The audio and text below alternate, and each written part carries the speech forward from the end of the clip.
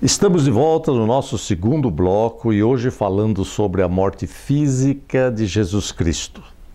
Esta semana, a semana chamada Santa, nós escolhemos no programa Mais Saúde falar sobre a morte física de Jesus Cristo.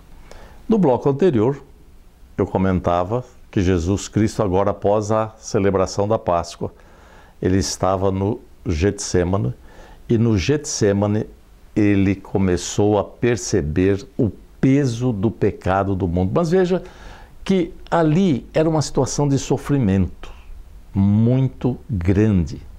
E a Bíblia diz que Jesus Cristo suou sangue. A medicina registra isso. Isso é chamado de hematidrose. Pelos poros sai sangue. E isso está relacionado a um grande estresse psíquico.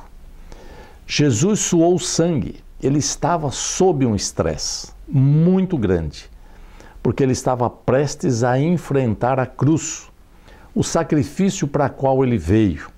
E nós comentamos que você talvez estivesse pensando, esse Deus sanguinário, enfim, é que Deus é puro, Deus é santo. E o homem se afastou de Deus.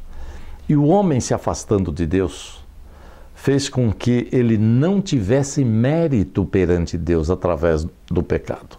O pecado o distanciou de Deus. E a única forma de se aproximar de Deus seria através de um sacrifício de alguém puro e imaculado.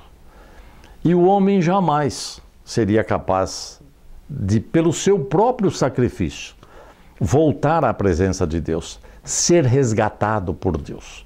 E Deus providenciou exatamente o sacrifício vicário, aquele que vai no lugar, que foi Jesus Cristo. E Jesus Cristo era puro, Jesus Cristo era santo e é santo. Então esse era o sacrifício que era aceito por Deus.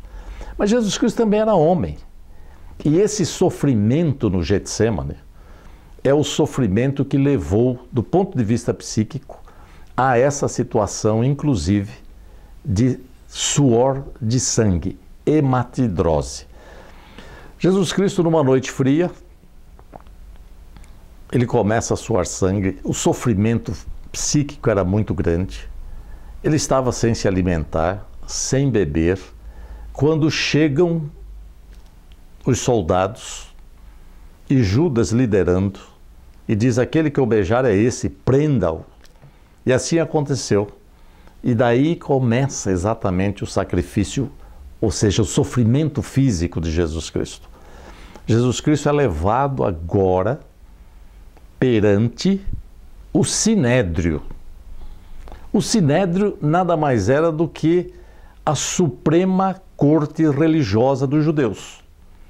Então eles chegavam e diziam assim, eles podiam julgar exatamente alguém que estivesse saindo fora. Como Jesus Cristo já vinha sendo observado há muito tempo e eles queriam pegar Jesus Cristo em alguma falha, ele simplesmente é levado à presença de Caifás. E Caifás o manda para Anás. Anás era o sumo sacerdote, assim como Caifás, que era genro de Anás, que era o mais velho. O sumo sacerdote era o presidente do conselho.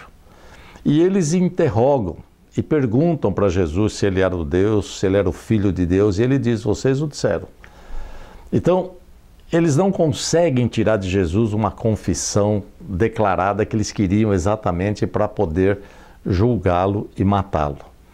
Ele é mandado, inclusive, para Pilatos. E Pilatos, que era o governador da Judeia romano, interroga Jesus Cristo. E Jesus Cristo simplesmente se resume a responder monossilabicamente às solicitações de Pilatos. Pilatos queria libertar Jesus. Mas na época também existia Herodes, que era governador de parte da Judeia, onde se encontrava Jerusalém. E ele manda Jesus para Herodes. Herodes era um fanfarrão.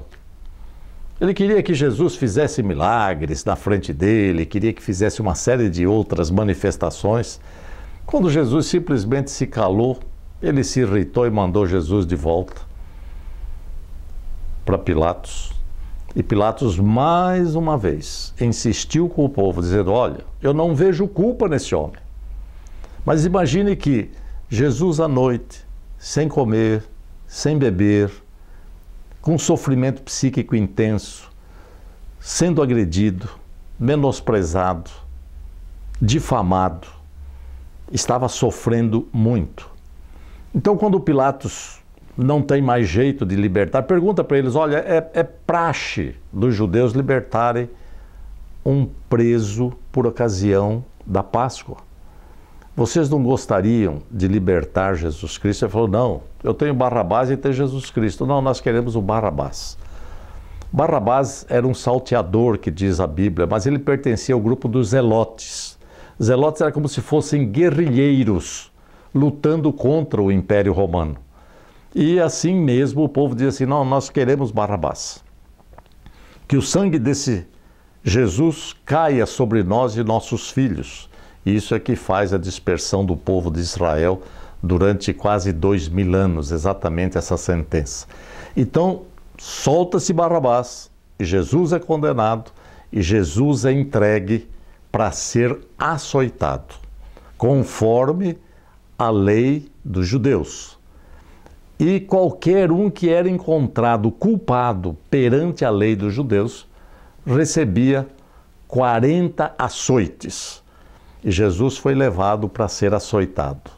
E o chicote usado para açoitar Jesus Cristo era um chicote que tinha metal e ossos de carneiro na ponta.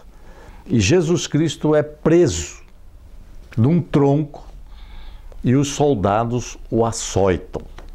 E você observa que agora começa basicamente o sofrimento físico. Uma coroa de espinho é colocado na cabeça de Jesus Cristo, o pessoal zombando dele, ele é açoitado e começa a perda de sangue. Então vocês veem que o primeiro problema é o psíquico, o segundo problema é a desidratação e agora a perda de sangue. Mas nós vamos continuar no terceiro bloco, não saia daí, e nós vamos explicar para você por que Jesus Cristo morreu fisicamente. Voltamos já já.